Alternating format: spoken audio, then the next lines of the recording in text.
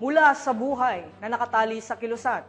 Piniling yakapin ng isang miyembro ng Communist Terrorist Group ang panibagong pag-asa kasama ang gobyerno at komunidad sa lalawigan ng Samar. Ang report mula kay Patrolwoman Maria Elena Singian. Voluntaryong nagbalik loob sa pamahalaan ng isang miyembro ng Communist Terrorist Group sa Barangay Pabanog, Paranas, Samar. Ang pagbabalik loob ay resulta ng matagumpay na panawagan at pagsisikap ng mga tauhan ng 2nd Samar Provincial Mobile Force Company, kasamang Regional Intelligence Unit 8 at 802nd Maneuver Company Regional Mobile Force Battalion 8. Samantala, nakatanggap naman ang nagbalik loob ng agarang tulong pinansyal at food packs mula sa mga kapulisan.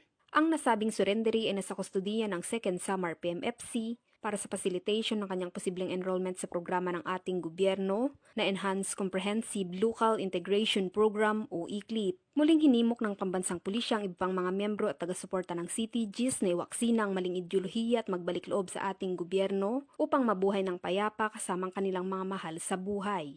Mula dito sa Eastern Visayas, ako ang inyong PNN correspondent, Patrolwoman Singian, alagad ng batas, tagataguyod ng Balitang Pulis.